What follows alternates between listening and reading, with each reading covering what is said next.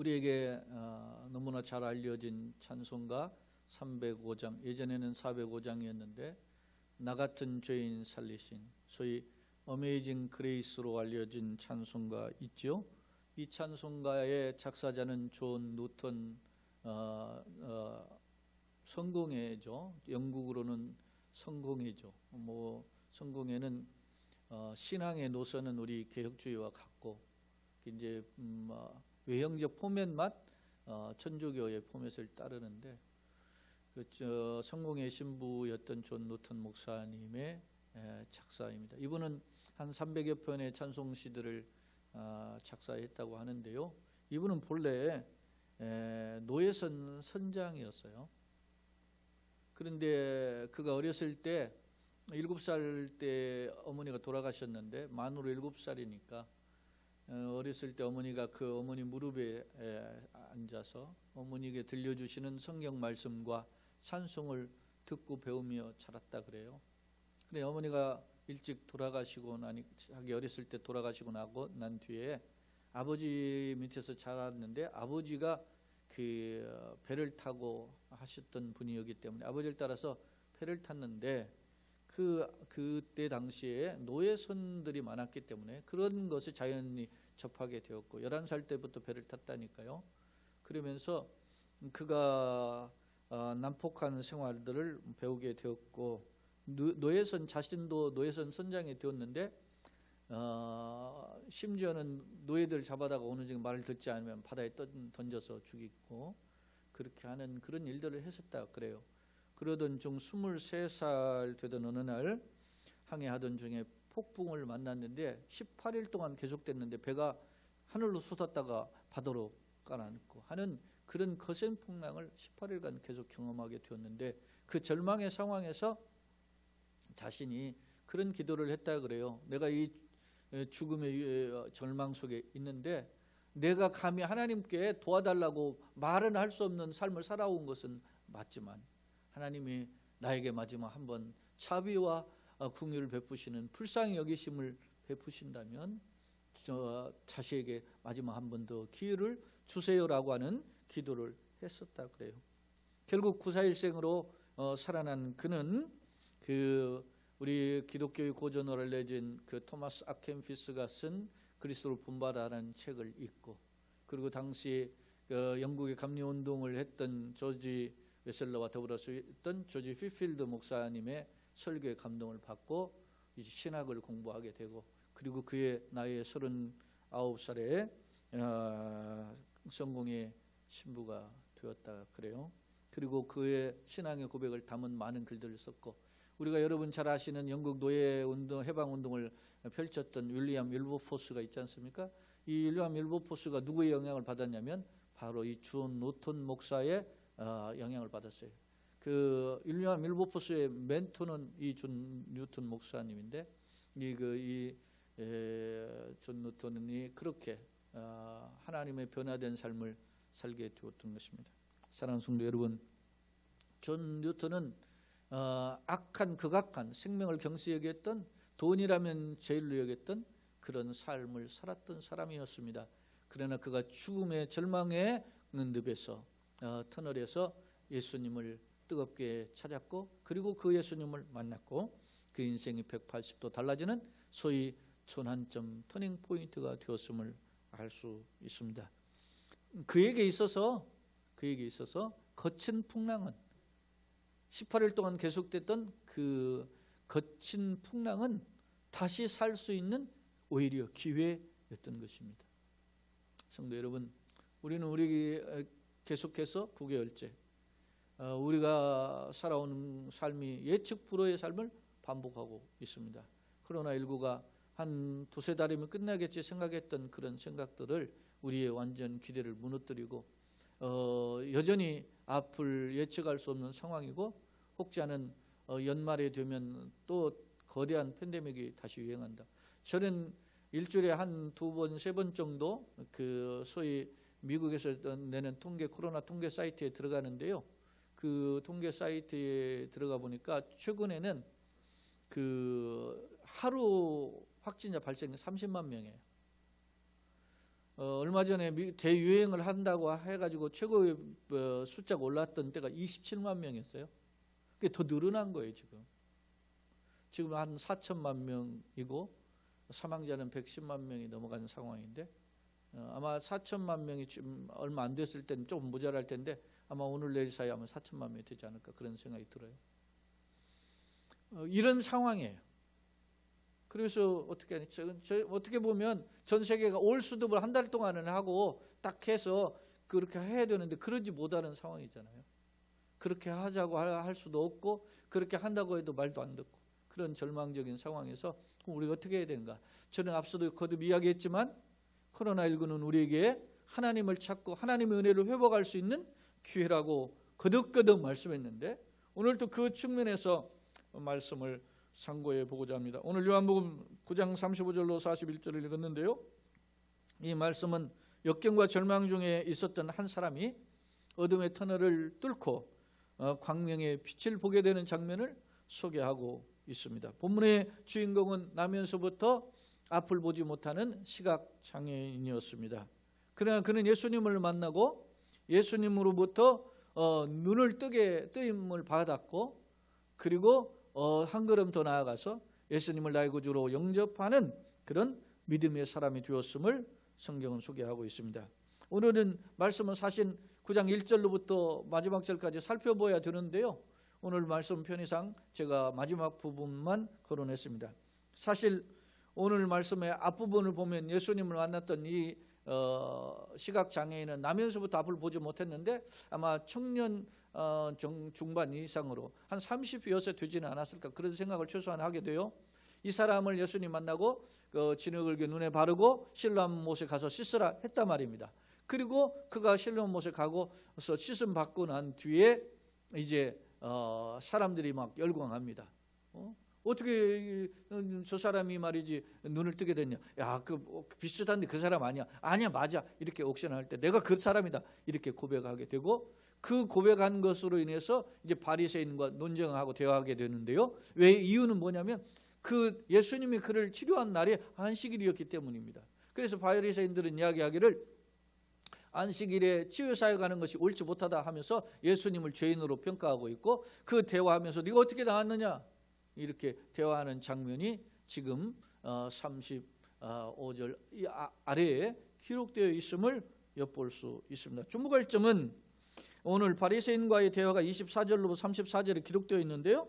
그때 32절로 33절에 보면 이런 표현이 있어요. 창세 이후로 맹인으로 난 자의 눈을 뜨게 하였다함을 듣지 못하였으니 이 사람이 33절 하나님께로부터 오지 아니하였으면 아무 일도 할 수 없으리이다. 다시 말하면 자신이 치료함 받은 이 시각장애인에서 해방된 사람은 뭐라고 하냐면 하나님이 보내지 않으셨으면 나를 치료할 수 없었다라는 사실을 그는 굳게 믿고 있었던 거예요. 그러니까 그러면서 그들이 대답하되 그들은 바리새인들이 네가 온전히 죄 가운데 있으면서 우리를 가르치느냐며 그를 책망하고 있어요. 너가 죄인이 아니었냐 말이야. 그렇게 책망하며 그리고 24절에도 보면 바리새인들이 이야기해요. 우리가 보기에는 그 사람은 안식일에 일을 하는 죄인이다. 너는 어떻게 생각하느냐? 그렇게 이야기하는 거예요. 그런 상황 속에서 예수께서 바리새인이 그 시각장애인을 쫓아내었다라는 소식을 듣고 다시 두 번째로 이 사람을 만나게 된 것입니다. 오늘 35절로 41절의 말씀은 이 시각장애인이 치료함을 받고 난 뒤에 다시 예수님을 만난 장면임을 알 수 있습니다. 오늘 말씀 중에 예수님이 물어봅니다. 예수께서 이르시되 35절에 네가 인자를 믿느냐라고 물어요. 그러니까 36절에 그 시각장애인이 대답하기를 뭐라고 합니까? 주여 그가 누구시오니까? 라고 물어요. 내가 뭐라고 했다가 믿고자 하나이다. 그렇게 이야기해요. 여기에서는 지금 내가 믿습니다라고 안 하고 그분이 누군지 모릅니다. 왜냐하면 예수님을 만났는데 예수님이 누군지 지금 모르죠. 왜냐? 눈을 감았었던 상태에서 예수님을 만났던 상황이었기 때문에 이제는 눈 뜬 상황에서 예수님 모습이 누구인지 모르잖아요. 그래서 그거를 믿고자 합니다. 그렇게 이야기하니까 37절 말씀 예수께서 이르시되 내가 그를 보았거니와 지금 너와 말하는 자가 그이니라. 성경 좀 띄워주세요. 이르되 주여 내가 믿나이다. 38절에 그렇게 하면서 절하는지라 성경은 기록하고 있음을 알 수 있습니다. 예수께서 말씀하시기를 이르시되 내가 심판하러 이 세상에 왔으니 보지 못하는 자는 보게 하고 보는 자들은 맹인되게 하려 함이라. 그렇게 말씀하고 있음을 살펴볼 수 있습니다. 여러분요, 오늘 이 다시 만난 이 시각장애인과의 예수님의 대화 속에서 살펴볼 수 있는 이 사람의 고백이 뭡니까? 내가 주님 믿고자 합니다. 내가 주님 믿나이다. 심지어는 그렇게 고백하면서 어떻게 해요? 예수님께 절을 했다라고 성경은 기록하고 있음을 보여주고 있습니다. 사랑하는 성도 여러분, 오늘 시각장애인은 어떤 사람이었습니까? 나면서부터 어떻게 앞을 보지 못하는 사람입니다. 그런데요, 여러분요, 나면서부터 앞을 보지 못했다라는 의미가 뭘까? 여러분, 이 9장 1절로 3절에 보니까 이런 표현이에요. 사람들이 옥립에서 예수님을 찾아올 때 그때 제자들이 물어봐요. 그때 나면서부터 앞을 보지 못하는 자를 향해서 제자들이 물어요. 이 사람이 앞을 보지 못하는 것이 부모의 죄입니까? 아니면 이 사람 자신의 죄입니까? 그때 예수님 뭐라고 대답하시냐면 이 사람이나 그 부모의 죄가 아니라 그에게서 하나님의 하시는 일을 나타내고자 함이라. 그렇게 말씀하시는 사실을 우리는 발견할 수 있어요. 그런데요, 이 사람이 그 어떤 형편이었어요? 나면서부터 앞을 보지 못하는 그런 절망적인 상황이었는데, 특히 이 사람이 어떤 9장 8절에 보면 이웃 사람들과 전에 그가 거린인 것을 보고 그랬어요. 거린이었단 말이에요. 구걸하던 거지였단 말입니다. 그는 가정으로부터 냉대를 받았습니다. 사회로부터 냉대를 받았습니다. 그리고 삶 자체가 앞을 보지 못하는 절망 그 자체였단 말입니다. 그런 그 사람이 오늘 예수님을 만나 눈을 뜨게 되었고, 그의 고백 속에 내가 믿고자 합니다, 믿나이다, 절을 했던 그 모습을 보면 그는 예수님을 영접했음을 알 수 있습니다. 사랑하는 성도 여러분, 오늘 본문의 말씀을 통해서 우리는 두 부류의 인생을 살펴볼 수 있습니다. 저는 오늘 그 두 부류의 인생의 첫 번째는 시각장애인이죠. 시각장애인이었던 이 사람은 사회적으로 거린이었고, 사회적으로 볼 때 외면당한 자였고, 그리고 율법으로 지식으로는 무식쟁이였습니다. 한마디로 사회 변병에 떠놀았던 그야말로 조그마한 희망도 보이지 않던 절망 그 자체의 인생이었습니다. 그러나 그는 예수님을 만남으로 육신의 눈을 뜨게 되었고, 예수님을 만남으로 예수님을 이미 구세주인 것을 발견하게 되었고, 예수님을 영접하고 예수님을 믿는 구원의 인생이 되었습니다. 할렐루야. 그런데요, 반대로 또 다른 한 부류가 있습니다. 자, 보십시오. 9장 우리가 본문의 내용에 예수님께서 39절에 예수께서 이르시되 내가 심판하리 세상에 왔으니 보지 못하는 자들은 뭐요? 보게 하고 보는 자들은 맹인이 되게 하려 함이라 하시니까, 그때 그 말씀을 하시던 예수님의 말씀을 들었던 바리새인 중에 예수와 함께 있던 자들이 이 말씀을 듣고 이르되 우리도 그러면 맹인인가? 이렇게 이야기하니까 예수께서 말씀하시죠. 예수께서 이르시되 너희가 맹인이 되었더라면 죄가 없었으니냐, 본다고 하니 너희 죄가 그대로 있느니라 그랬어요. 예수님은 너희가 영적으로 시각장애인이다 말씀하실 뿐만 아니라 더 나아가서 한 걸음 더 나아가서 너는 뭐라고? 죄인이다, 이렇게 선포하고 계시는 것입니다. 사랑하는 여러분, 바리새인들이 누굽니까? 당대 최고 바리새인이라는 건 구별된 자, 그런 뜻이란 말이에요.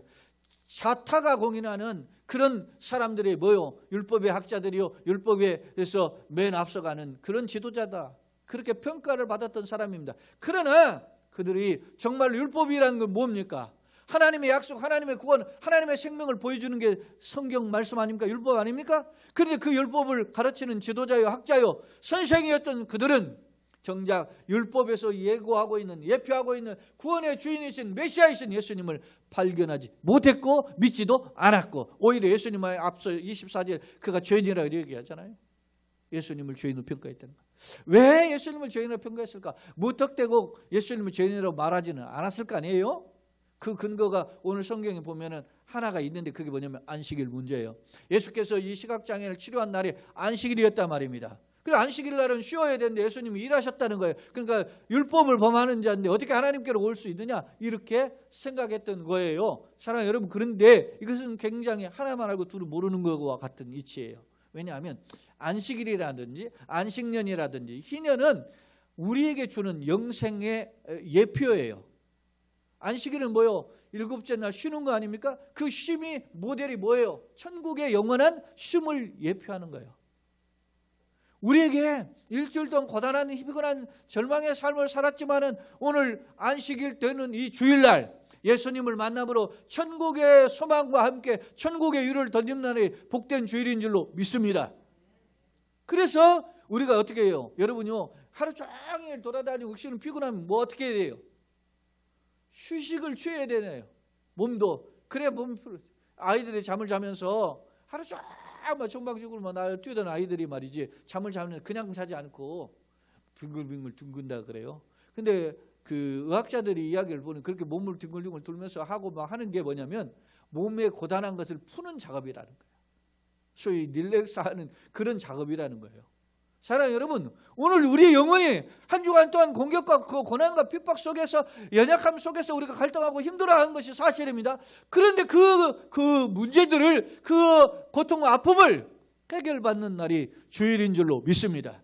오늘 현장에 올라오신 분이나 오늘 영상으로 함께 예배하는 모든 성도가 이런 예수님을 만나보라. 안식의 주인이 누구요? 예수님. 그래서 예수님은 항상 안식일에 일하시면서 안식일에서 치료하시고 안식일에 병자를 고치고 역사하시면서 물론 말씀하셨어요. 덧붙여, 인자는 안식일의 주인이다. 믿습니까? 그 주인 대신 예수님을 만나는 거예요. 오늘 예배당에 왔더라도 그냥 가면 예수님 만나지 못하면 아무 소용이 없습니다.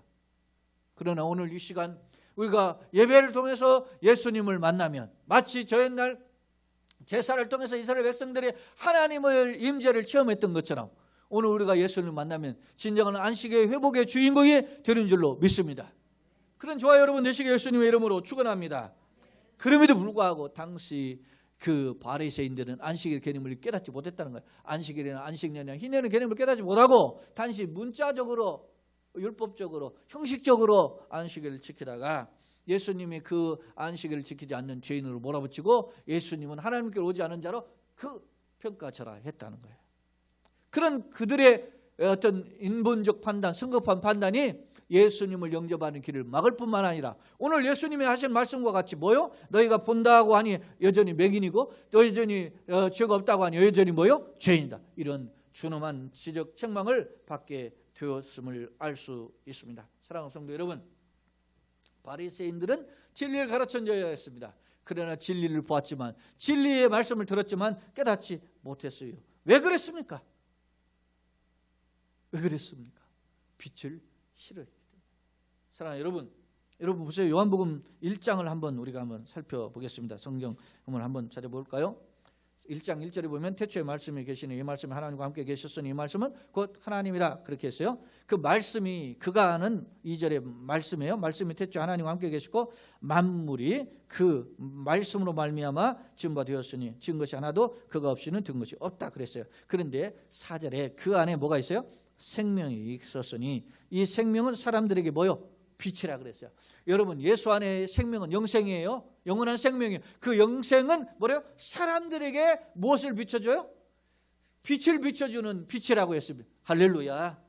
그런데요, 보세요. 5절에 빛이 어둠에 빛이 돼 어둠이 깨닫지 못했어요. 어둠에 속한 자들은 빛을 보지 못하는 겁니다. 어둠에 속한 자는 앞서 이야기했잖아요.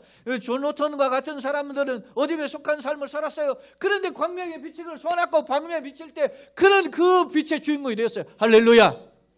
그러나 오늘 빛을 가르치고 생명을 가르치면서 그 율법의 학자이고 선생이라고 했던 바리새인들은 빛이 왔으나 빛을 보지 못했다는 것입니다. 여러분요, 오늘 이 빛에 대한 내용은 오늘 요한복음 9장에만 있는 게 아니라 8장에도 있어요. 보세요. 8장 12절에 보면 이런 표현이 있어요. 예수께서 또 말씀하여 이르시되 나는 뭐라고 그랬습니까? 세상의 빛이니 나를 따르는 자는 어둠에 다니지 아니하고 생명의 빛을 얻으리라. 할렐루야. 사실 말이죠. 1절로 그 11절에 보면은 누가 있냐면 가나마다 현장에 붙잡힌 여인이 있었습니다. 그래서 그들이 바리새인 데리고 와가지고 예수님 어떻게 처분하시겠어요? 그렇게 이야기, 율법에는 돌로 치라 그랬는데 예수님 어떻게 할 건가 보는 거예요. 시험 삼아서. 그때 예수님이 너희가 먼저 죄 없는 자가 돌로 치라 그랬잖아요. 그러니까 어른부터 어린아이까지 다 떠나고 없어요. 예수님께서 나도 너를 정죄하니 다시는 죄를 범치 말라 그랬어요. 예수님 어떻게 해요?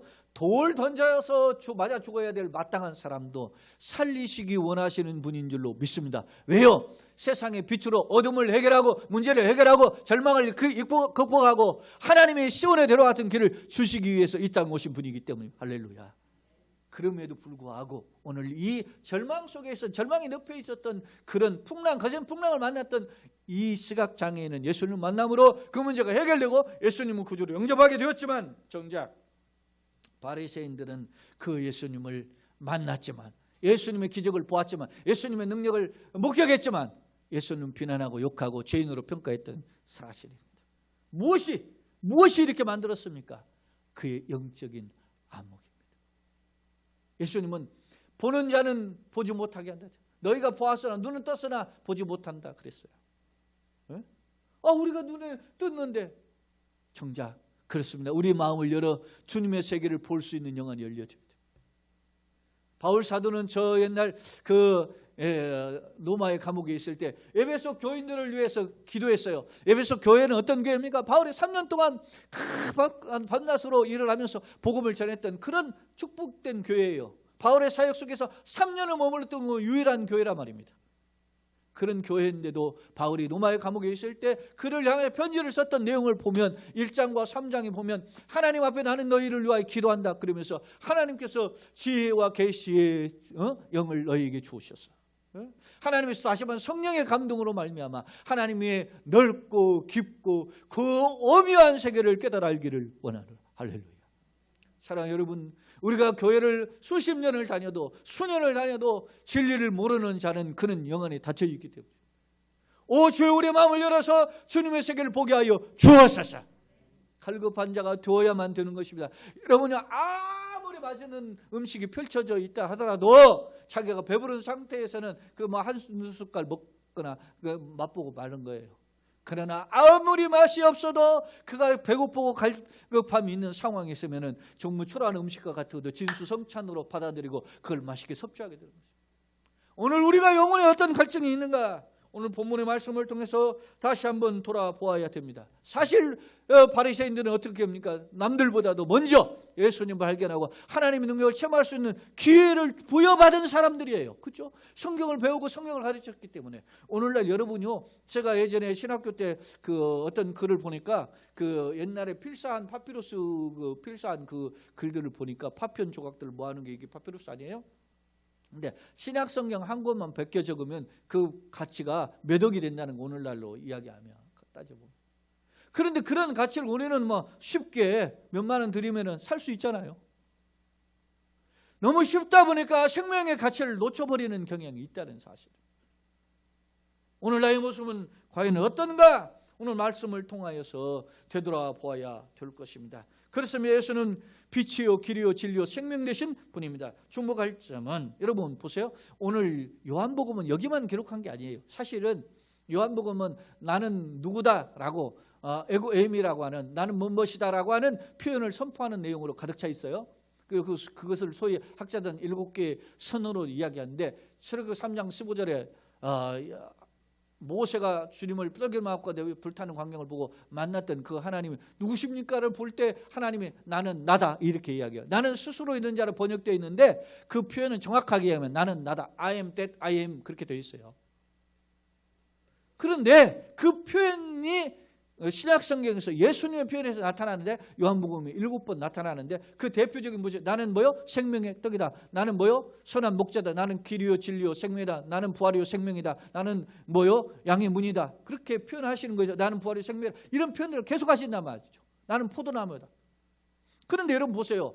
이런 기준 표현들 중에서 몇 가지 표현이 이스라엘의 출애굽하고 광야 40년에 있었던 그런 삶과 직결되어 있어요. 예컨대 출애굽에서 이스라엘 광야 40년 산 동안에 어떻게 했습니까? 먹을 게 없으니까 하늘에서 뭐가 내려와요? 만나가. 하늘에서 우리의 생명을 주신다라고 하는 것을 훈련하는 40년의 훈련을 하는 거예요.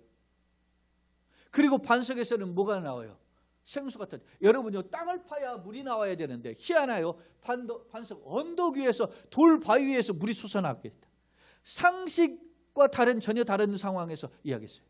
근데 예수님은 말씀하십니다. 나는 뭐요? 생명의 떡이다. 너희가 오병이어의 기적을 베풀고 이 떡을 먹고서는 막 열광하는 자들에게 이걸 먹은 사람은 다시 죽는다. 모세가 준 떡을 먹은 사람은 죽었다. 그러나 내가 준 떡을 먹는 자는 영원히 살려. 할렐루야.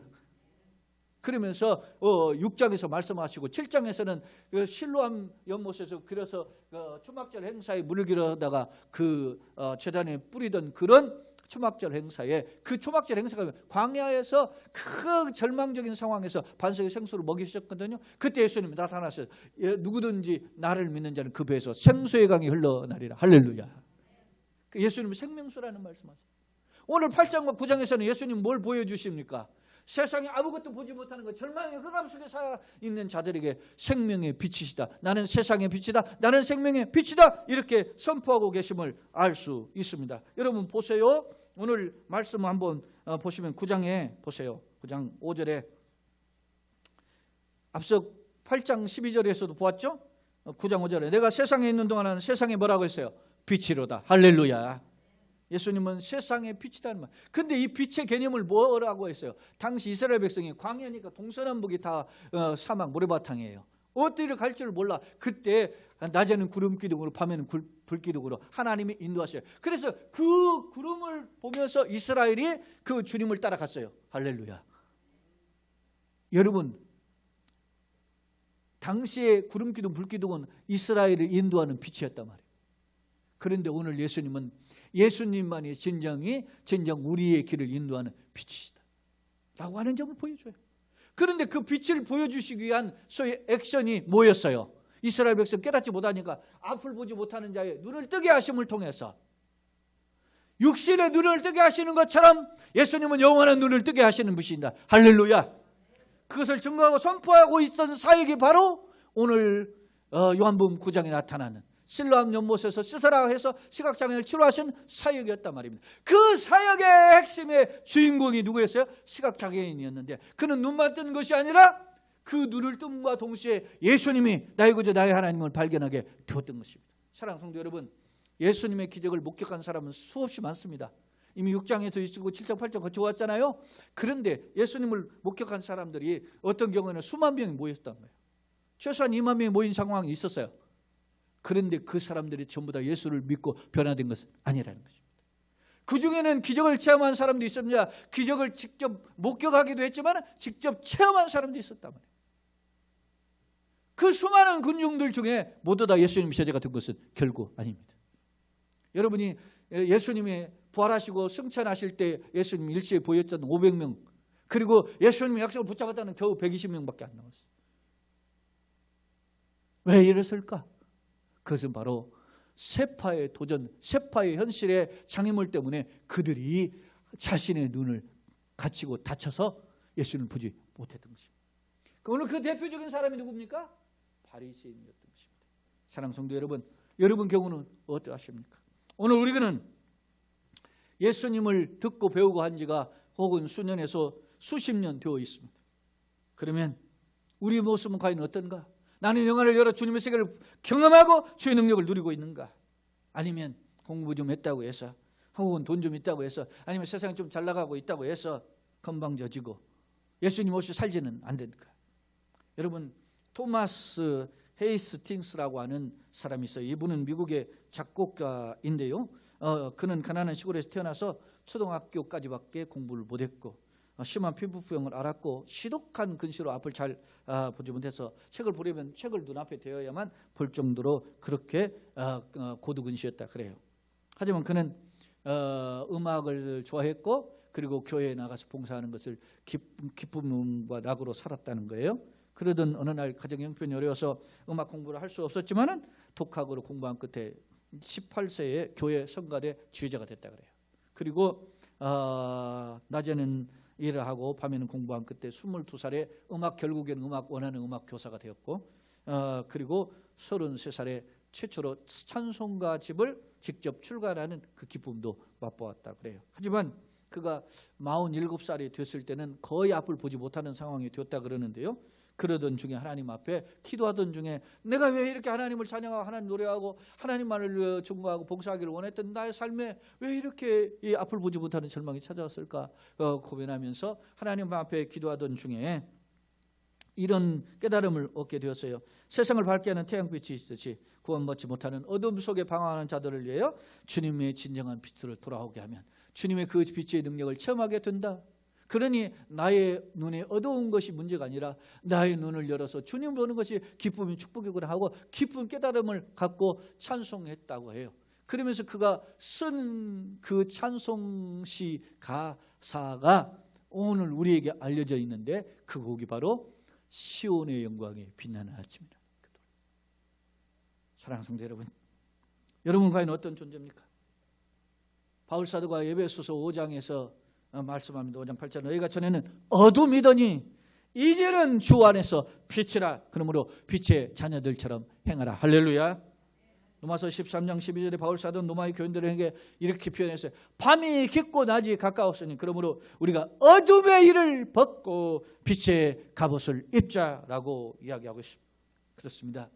과거 예수를 알지 못할 때에는 앞서 언급했던 존 노튼 신부나 또 이런 우리 주변에 있었던 많은 사람들, 우리 자신을 보면 예수 알지 못하고 방황할 때는 절망의 늪이 가득했었지만 그러나 이제는 예수를 만나고 예수를 알게 되므로 기쁨과 은혜가 충만한 자가 되었습니다. 그렇다면 지금 우리의 모습은 과연 어떤가? 여러분요, 코로나19는 어떤 면에서 보면 존 노턴이 만났던 거센 풍랑과 같습니다. 코로나19는 어떤 면에서 보면은 이 시각장애인이 만났던 어떤 긴 터널, 절망의 빛, 절망의 늪에 있어서 앞을 보지 못하는 암흑과 같은 그런 상황일 수 있습니다. 오늘 우리 주변에 우리 교우들 중에서도 어떻게 삶의 어떤 그런 모든 일들이 다 중단된 분이 있죠. 그리고 어떤 분은 말이죠, 일터 생업의 터전들이 중단되어서 손해가. 왜냐하면 지출은 있는데 가게를 운영하는 분들은 그렇잖아요. 월세가 여전히 나가고 그러는데 그런 절망의 상황이 있습니다. 이럴 때 답답한 것이 현실입니다. 바로 이러한 때 우리에게 빛으로 찾아오신 예수님을 만나시고 예수님께 붙들리시고 예수님의 능력을 덧입히시기를 예수님의 이름으로 축원합니다. 이미 우리가 고백한 그분이 예수님이십니다. 빛이신 예수님입니다. 능력의 예수님인 줄로 믿습니다. 저와 여러분이 우리의 가정과 교회가 빛 대신 예수님의 능력의 손에 붙들리기를 원합니다. 빛을 경험하기를 원합니다. 어둠을 물리치는 통로가 되기를 예수님의 이름으로 축원합니다. 그렇습니다. 우리 힘으로 되는 것이 아닙니다. 이는 우리 힘으로 능으로 되지 않냐. 여호와의 신으로 되는 거잖아요. 내게 능력 주신 자는 내가 모든 걸 할 수 있는 것처럼 우리에게 우리 은혜를 주시고 능력으로 기름 부으시기를 원하시는 하나님의 손에 붙들릴 때 우리 교회여 성도의 가정이 그리고 여러분의 인생의 걸음이 주의 은혜로 회복될 줄로 믿습니다. 그런 회복을 체험하는 우리 넓은들 교회가 되기를 예수님의 이름으로 축원합니다. 특히 이 코로나19로 절망의 늪 가운데 걸어가고 있는 이 한국의 5,6만의 이 교회가 정신을 바짝 차리고 예수님을 다시 만나고 모시고 동행하는 그런 걸음이 되기를 예수님의 이름으로 축원합니다. 특히 우리 어린이들 젊은이들 가운데는 진로로 고민하고 있습니다. 인생길에 맞은 구만리 장자같이 미래가 많은 사람이란 말입니다. 그런 자들이 예수님을 붙잡고 예수님의 동행과 예수님의 역사를 다시금 경험하기를 예수님으로 축원하고 노년의 성도들과 온 교회와 그리고 우리 생업했던 일터가 주의 손에 생명의 빛에 붙들리기를 예수님의 이름으로 축원합니다. 아멘.